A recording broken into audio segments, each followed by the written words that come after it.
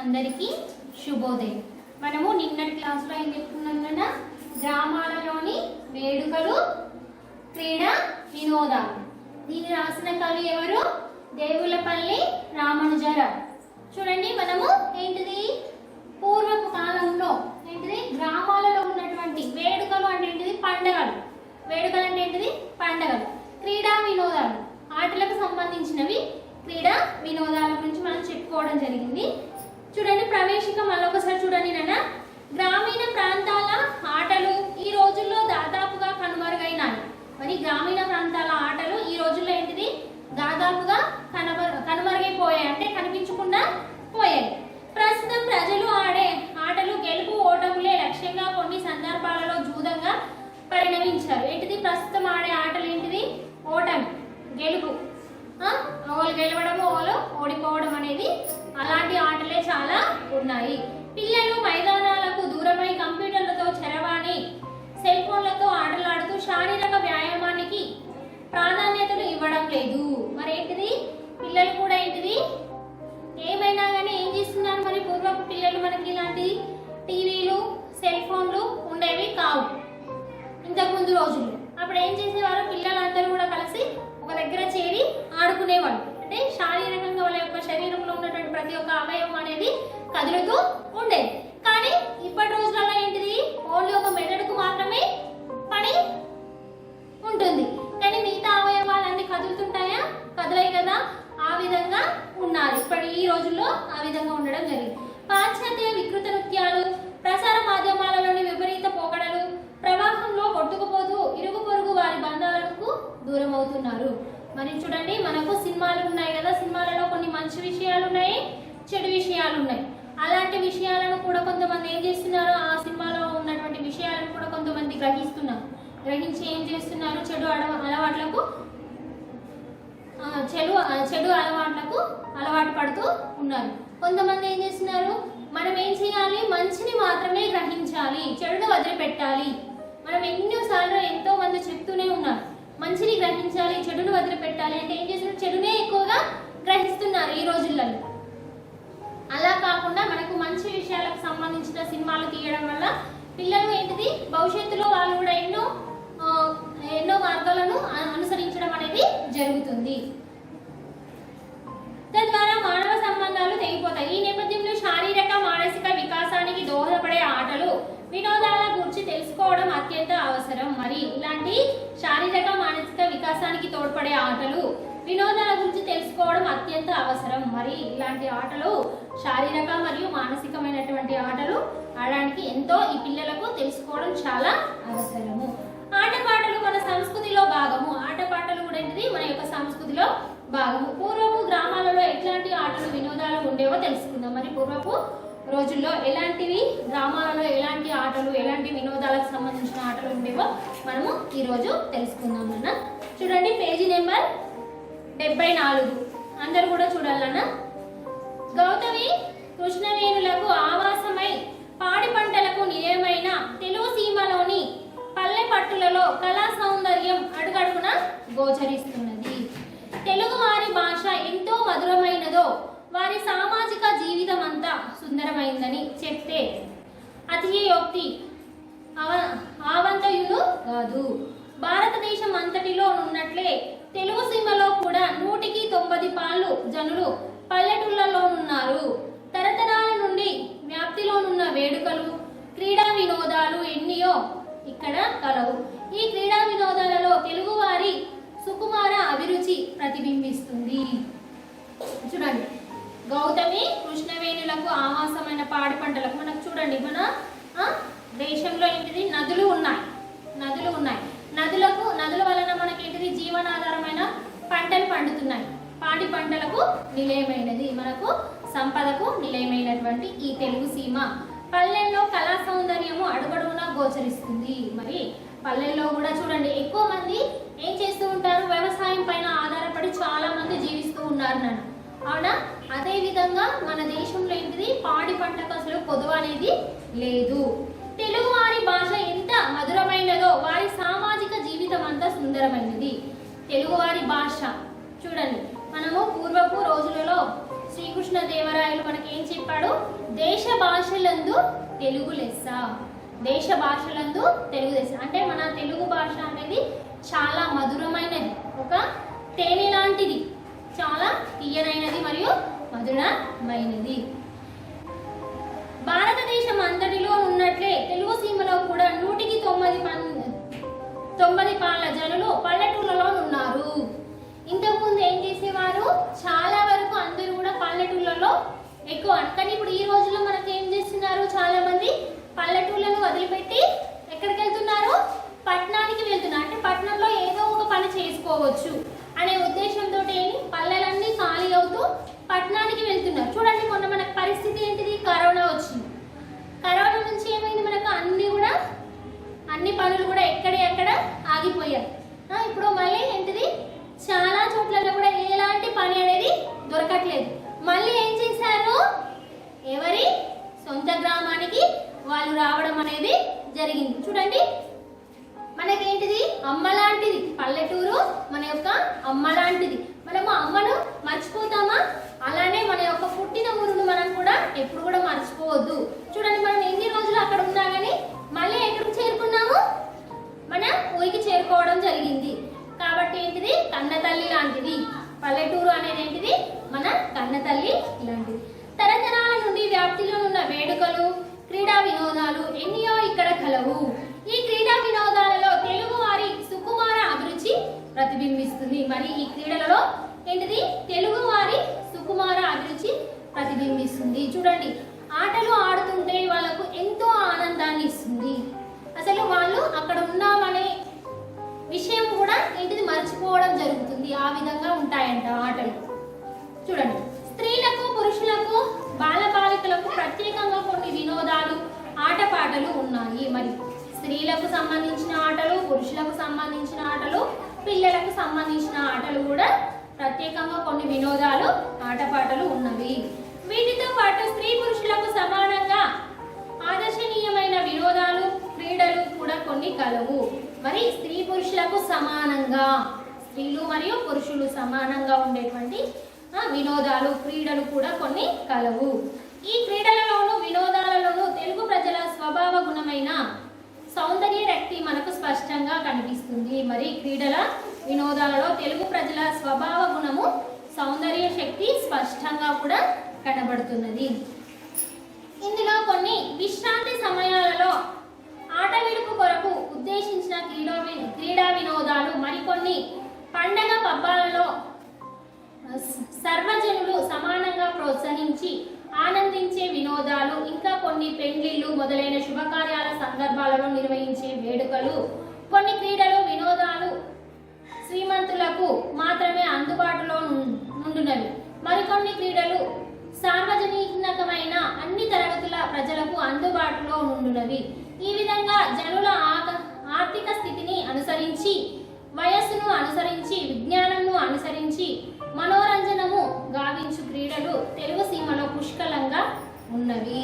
చూడండి నాన్న, మరి ఏంటిది, స్త్రీలకు సంబంధించిన ఆటలు, పురుషులకు సంబంధించిన ఆటలు మరియు పిల్లలకు సంబంధించిన ఆటలు, అలానే ఏంటిది స్త్రీలకు మరియు పురుషులకు సమానమైనటువంటి ఆటలు కూడా చాలా ఉన్నాయట. అలానే ఏంటిది, విశ్రాంతి సమయాలలో ఆట విడుపు కొరకు విశ్రాంతి సమయాలు, విశ్రాంతి తీసుకోవడం. చూడండి, మామూలుగా స్కూల్కి వెళ్తూ ఉంటారు పిల్లలు. స్కూల్కి వెళ్ళినప్పుడు ఏం చేస్తుంటారు, ఫస్ట్ సెకండ్ పీరియడ్ కాగానే ఏమవుతుంది, ఇంటర్వెల్ అవుతుంది. అప్పుడు కొంచెం వాళ్ళు ఏం చేస్తారు, ఫస్ట్ సెకండ్ క్లాసులు విన్న తర్వాత కొంచెం విశ్రాంతి తీసుకుంటారు. విశ్రాంతి తీసుకుంటే అప్పుడు ఏమవుతుంది, కొంచెం మైండ్ ఫ్రెష్గా ఉంటుంది. మళ్ళీ తర్వాత థర్డ్ ఫోర్త్ పీరియడ్ అయిన తర్వాత మళ్ళీ లంచ్ ఉంటుంది. మళ్ళీ తర్వాత ఫోర్త్ ఫిఫ్త్ సిక్స్త్ తర్వాత మళ్ళీ ఏంటిది, విశ్రాంతి అనేది ఉంటుంది. ఆ విధంగా చూడండి, మామూలుగా ఏంటిది పల్లెటూళ్ళల్లో ఏం చేస్తుంటారు, వ్యవసాయ పనులకు వెళ్తూ ఉంటారు. వ్యవసాయ పనులకు వెళ్తున్నప్పుడు 10-11 గంటలకు అట్లా వెళ్తారు. వెళ్ళిన తర్వాత వాళ్ళు మధ్యాహ్నం ఏం చేస్తారు, భోజనం చేస్తారు కదా. ఆ భోజనం చేసినప్పుడు కాసేపు విశ్రాంతి తీసుకుంటారు, కాసేపు విశ్రాంతి అనేది తీసుకుంటారు. అలాంటివి ఉంటాయన్నట్టు. ఇక కొన్ని ఏంటిది, తర్వాత పండుగ పబ్బాలలో సర్వజనులు సమానంగా ప్రోత్సహించి ఆనందించే వినోదాలు. మరి అందరూ కూడా, ఒకరే కాకుండా అందరూ కూడా ఆనందంగా ఆడుకునే ఆటలు కొన్ని పండగ సందర్భాలు. చూడండి నాన్న, మనకి ఏంటిది, మనకు దసరా బతుకమ్మ పండగ. బతుకమ్మ పండగ రోజు ఏంటిది, అందరూ కూడా ఒకే చోట చేరి ఆడుకోవడం జరుగుతుంది. అది పండగ సందర్భంలో చాలా పెద్ద పండగ. దసరా ఏంటిది, ఆడవాళ్ళకి ఏంటిది బతుకమ్మ పండుగ, మగవాళ్ళకి ఏంటిది దసరా. దసరా రోజు ఏం చేస్తుంటారు, వాళ్ళందరూ కూడా జంబి చెట్టు దగ్గరికి వెళ్తూ ఉంటారు. అందరూ కూడా కలిసి, మగవాళ్ళందరూ కూడా కలిసి వెళ్తూ ఉంటారు. మరి ఆడవాళ్ళు ఏం చేస్తారు, బతుకమ్మను ఆడవాళ్ళు ఆడుతున్నారు. అంటే ఆడవాళ్ళకి సంబంధించిన ఉంటాయి, మగవాళ్ళకి సంబంధించినవి కూడా ఉంటాయి. చూడండి, చిన్న పిల్లలకి ఏంటిది బతుకమ్మ లాస్ట్ రోజు అందరూ పెద్దవాళ్ళు ఆడుతుంటారు. ఈ 9 రోజులలో 8 రోజులు ఏం చేస్తుంటారు, చిన్నపిల్లలు అందరూ కూడా బతుకమ్మను పేర్చి రకరకాల పూలతో పేర్చి ఏం చేస్తుంటారు, వాళ్ళు రోజు కూడా వెళ్తూ ఉంటారు. తర్వాత వినోదాలు, ఇంకా కొన్ని పెళ్లిళ్ళు మొదలైన శుభకార్యాల సందర్భంలో నిర్వహించే వేడుకలు. మరి పెళ్లిళ్ళలో కూడా కొన్ని మనకు సాంప్రదాయం ఉంటుంది. ఆ సాంప్రదాయానికి సంబంధించినటువంటి ఆటలు కూడా ఆడుతూ ఉంటారు. కొన్ని క్రీడలు వినోదాలు శ్రీమంతులకు మాత్రమే అందుబాటులో ఉంటున్నవి. కొన్ని మరి క్రీడలు శ్రీమంతులకు అంటే ఎక్కువ ధనం డబ్బు ఉన్న వాళ్ళకు మాత్రమే ఎక్కువగా కొన్ని ఆటలు ఉంటాయంట. మరికొన్ని క్రీడలు సార్వజనీనకమైనవి, అన్ని తరగతుల ప్రజలకు అందుబాటులో ఉన్నవి. మరికొన్ని క్రీడలు ఏంటిది, అందరికీ కూడా అందుబాటులో ఉండే విధంగా కొన్ని ఆటలు ఉంటాయట. ఈ విధంగా జనుల ఆర్థిక స్థితిని అనుసరించి, వయస్సును అనుసరించి, విజ్ఞానంను అనుసరించి మనోరంజనము గావించి క్రీడలు తెలుగు సీమలో పుష్కలంగా ఉన్నది. చూడండి, ఏంటిది ఆర్థిక స్థితిని, వాళ్ళ యొక్క ఆర్థిక స్తోమతలను బట్టి, తర్వాత తమ యొక్క వయస్సును బట్టి, తర్వాత ఏంటిది విజ్ఞానమును అనుసరించి, తన యొక్క విజ్ఞానమును కూడా అనుసరించి మనోరంజకంగా గావించి క్రీడలు తెలుగు సీమలో చాలా పుష్కలంగా ఉన్నాయి, అంటే ఎక్కువగా ఉన్నాయి. ఈ వినోదాలలోను వేడుకలలోను పాటలను మొట్టమొదలు పేర్కొనవలసి ఉంటుంది. మరి ఈ వినోదాలను వేడుకలను పాటలను మొట్టమొదలు పేర్కొనవలసి ఉంటుంది, మొదట చెప్పవలసి ఉంటుంది. పొలంలో కలుపు తీసే పడుచులు, ఎత్తులను వాసే బాలకులు, సంపన్నుల ఇంట్లో కావలసినంత తీరిక ఉన్న స్త్రీలు, బాలికలు ఈ పాటలను పాడుతూ ఉంటారు. పడచులు అంటే స్త్రీలు,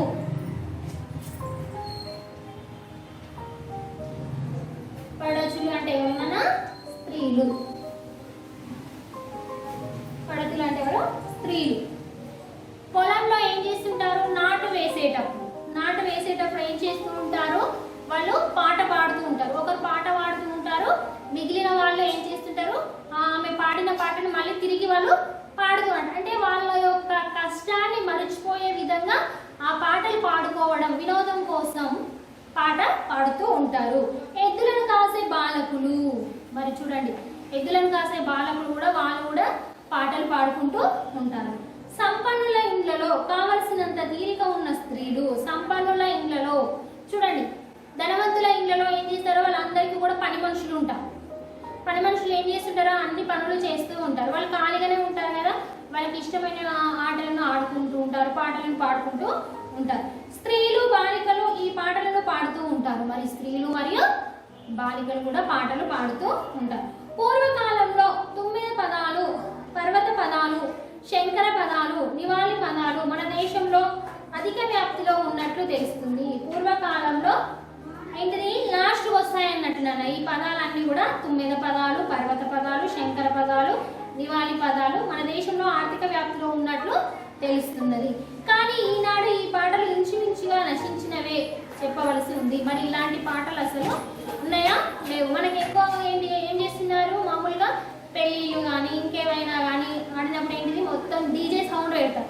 ఆ సౌండ్కి ఏం చేస్తారు, మనకి పాడడం కంటే ఆడడమే ఎక్కువగా ఉంటుంది, పాడడం కంటే ఆడడమే ఎక్కువగా ఉంటుంది.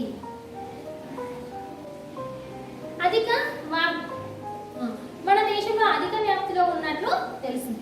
కానీ ఈనాడు ఈ పాటలు ఇంచుమించుగా నశించమని చెప్పవలసి ఉన్నది. సేద్యం చేస్తూ కూలీలు పాడే జాతర పాటలు ఈనాటికి కొన్ని ప్రాంతాలలో విశేష వ్యాప్తిలో ఉన్నవి. మరి సేద్యం చేస్తూ అంటే వాళ్ళు వ్యవసాయాన్ని సాగు చేస్తూ వాళ్ళ యొక్క కష్టాన్ని మర్చిపోయే విధంగా కొన్ని పాటలను కూడా పాడుతూ ఉంటారు. అలాంటివి ఇప్పుడు కూడా కొంతమంది చేస్తున్నారు. మామూలుగా ఏంటిది కూలీలు ఎక్కువ మంది ఏంటిది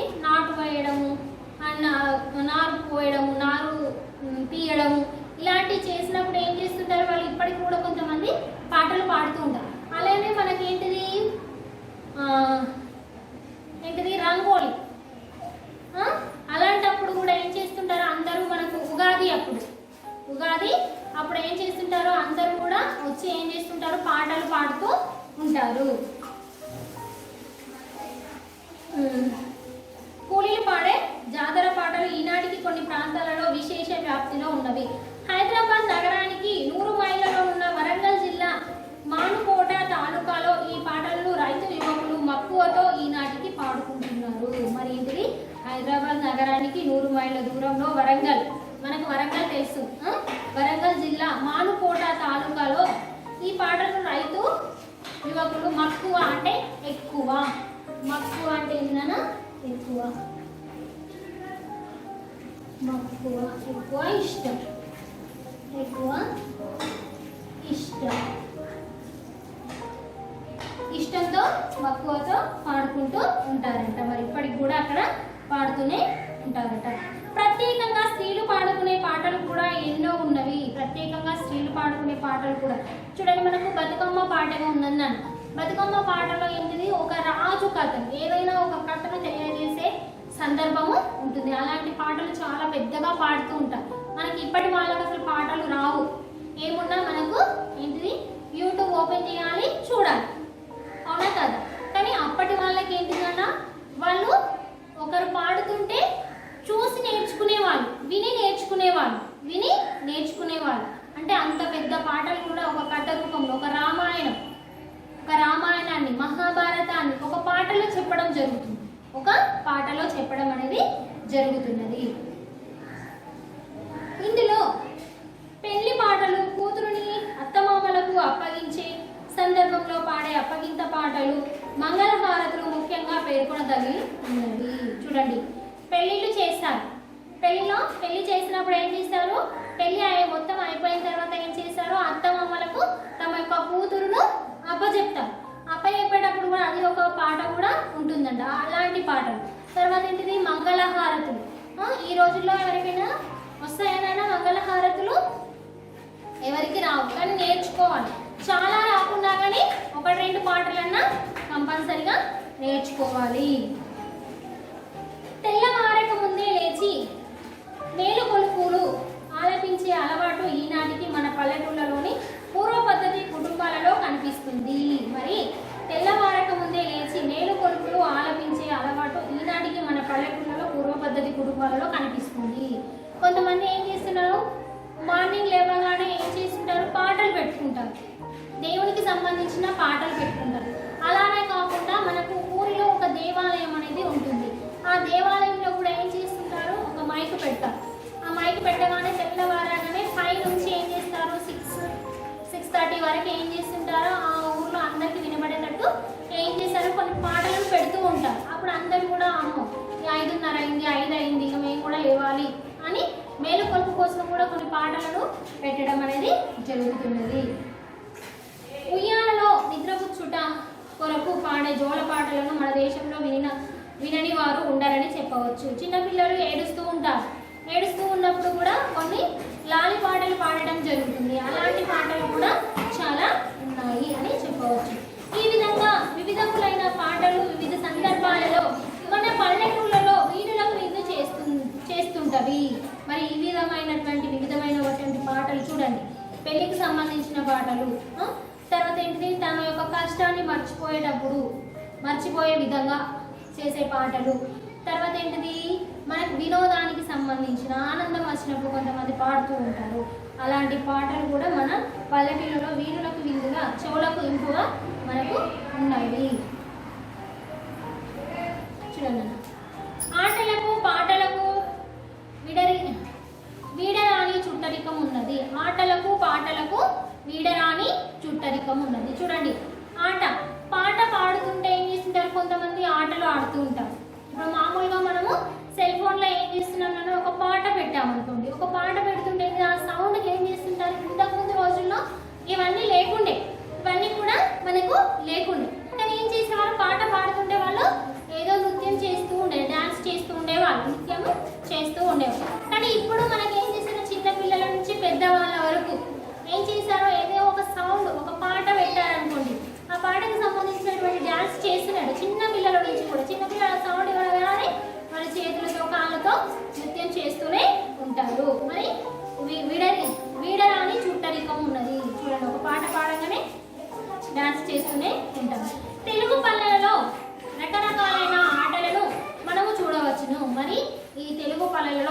గ్రామాలలో మనం రకరకాలైనటువంటి ఆటలను మనము చూడవచ్చు.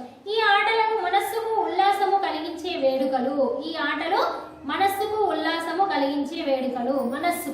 మన యొక్క మనస్సుకు చాలా సంతోషాన్ని కలిగిస్తూ ఉంటాయి. ఇందులో సమస్త జనులను ఆకర్షించే తోలుబొమ్మలాట సుప్రసిద్ధమైనది. మరి ఇందులో సమస్త అంటే అందరికీ కూడా, అందరి జనులు అంటే ఎవరు, ప్రజలను ఆకర్షించే విధంగా తోలుబొమ్మలాట సుప్రసిద్ధమైనది. చాలా ఆ రోజుల్లో ఏంటిది ఈ తోలుబొమ్మలాట. ఇప్పుడు మనం సినిమాలో అయితే ఏ విధంగా చూస్తున్నామో, ఒక సినిమా చూస్తుంటాము, ఒక సీరియల్ చూస్తుంటాం. ఆ సీరియల్ చూస్తున్నప్పుడు మనకి ఏమవుతుంది, మన మనస్సు మొత్తం కూడా దేనిపైన ఉంటుంది, సినిమా పైన, సీరియల్ పైన ఉంటుంది. మన పక్కన ఏం జరుగుతుందో కూడా మనము తెలుసుకోలేము. మొత్తం ఎక్కడ నిమగ్నం అవుతాము, ఏంటిది సినిమా పైన, సీరియల్ పైన నిమగ్నం అవుతూ ఉంటాము. కానీ అప్పుడు కూడా పూర్వపు రోజులలో ఈ తోలుబొమ్మల ఆట అంటే ఇది కూడా ఒక సినిమాకి సంబంధించిన ఏంటిది, కొంతమంది వేషాలు వేసుకొని అక్కడ వాళ్ళ యొక్క ప్రదర్శన చేస్తూ ఉండేవాళ్ళు. ఒక నాటక రూపంలో ప్రదర్శనలు చేస్తూ ఉండేవాళ్ళు. ఈ తోలుబొమ్మలాట తెలుగు వారి ప్రత్యేకత. ఈ తోలుబొమ్మలాట ఏంటిదంట, తెలుగు జనుల యొక్క ప్రత్యేకత. వారు అనేక సంవత్సరాల నుండి ఉపాసించిన కళ. ఒక చూడండి ఏంటిది, అనేక సంవత్సరాల నుండి ఉపాసించిన కళ అంటే చాలా సంవత్సరాల నుంచి వాళ్ళు చేస్తున్నది అన్నమాట. ఒక సన్నని బట్టను తెరగా కట్టి ఆ తెర వెనుక పెద్ద దివిటీలు వెలిగించుదురు. ఏంటిది, ఒక సన్నని బట్టనట తెరగా కట్టి. మామూలుగా మనకు సినిమా థియేటర్లో ఏముంటుంది, ఒక బట్ట ఉంటుంది, అది పైకి వెళ్తూ ఉంటుంది. అదే విధంగా ఒక పెద్దగా ఒక పెద్ద బట్ట కట్టేవాళ్ళట. ఆ తెర వెనుక పెద్ద దివిటీలు వెలిగించేవాళ్ళు. పెద్ద తెర వెనుక ఏం చేసేవాళ్ళట, పెద్ద దివిటీలు. అప్పుడు ఏంటిది, కరెంట్ అనేది లేదు. నన్ను ఏం చేసేవాళ్ళు, వాళ్ళు ఒక కట్టెకు బట్ట కానీ ఇంకేదైనా నారలో చుట్టి దానిపైన కిరోసిన్ పోసి ఏం చేసేవాళ్ళు, వెలుతురు ఎక్కువగా పెట్టేవాళ్ళు. ఆ దివిటీలను పట్టుకునేవాళ్ళట. తెర వెనుక తోలుబొమ్మల కాళ్ళకు చేతులకు దారాలు కట్టి బొమ్మలను నిలబెట్టి దారాలను లాగుతూ దివిటీల వెలుగులో వాణిని ఆడింతురు. ఆ బొమ్మల కట్ట అక్కడిక్కడ దారాలు కట్టి, ఇక్కడ మనకు చూస్తున్నాం కదా ఈ పిక్చర్లో చూసే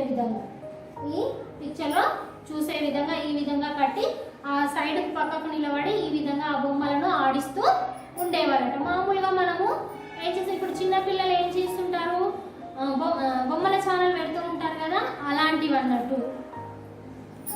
ఇప్పుడు మామూలుగా మనం చూడండి, ఇప్పుడు ఒక లైట్ వెలుతురు ఉంటుంది, వెలుతురు చీకట్లో చూడండి ఉన్నప్పుడు మన ప్రతిబింబం అనేది మనకు నీడగా కనబడుతుంది. అదే విధంగా ఈ వెలుగు అక్కడ వెలుతురును వెలిగించగానే ఏం చేసేవాళ్ళట, ఇక్కడ ఈ తోలుబొమ్మల యొక్క ప్రతిబింబం అక్కడ పడేదట. ఆ పడడం వలన వాటిని అక్కడ ఇక్కడ వీళ్ళు తిప్పుతూ ఉండేవాళ్ళట. ఈ ఆటను ఆడించే నిపుణులైన వారు కొందరు మన పల్లెటూళ్ళలో తిరుగుతూ ఉంటారు. ఇలాంటి ఆటలను ఆడించే వాళ్ళు నిపుణులు, నైపుణ్యం కలవారు మన పల్లెటూళ్ళలో తిరుగుతూ ఉంటారు. ఈ తోలుబొమ్మల ఆటలు ఎక్కువగా రామాయణ, భారత కథలకు సంబంధించినవి. ఇవి ఎక్కువగా ఏంటిది, మాటలు లేవన్నట్టు. కొద్ది రోజుల తర్వాత మనకి ఏంటిది, నాటకాలు వచ్చాయి. ఫస్ట్ ఏంటిది, తోలుబొమ్మల ఆట. ఓన్లీ ఏంటిది, ఆ బొమ్మలను ఆడిస్తూ ఉంటుంటేనే ఈ ఒక కథ రూపంలో ఉన్నట్టు దాన్ని మనము అర్థం చేసుకునే వాళ్ళట. ఎక్కువగా ఏది ఉండేదట, రామాయణ, భారత కథలకు సంబంధించినవి. నిజానికి రామాయణము, భారతము మన దేశీయులలో ప్రతి రక్త కణమునందును జీవించిన కథలు. చూడండి, ఎక్కడ చూసినా కానీ మనకి ఇవే కనబడుతూ ఉంటాయి. మనము ఇంతటితో ఇక్కడ వరకు చెప్పుకున్నాము. రేపటి క్లాస్లో ఇది చెప్పుకున్నాం. చెప్పినంత వరకు అందరూ కూడా చదవాలన్నమాట. ధన్యవాదాలు.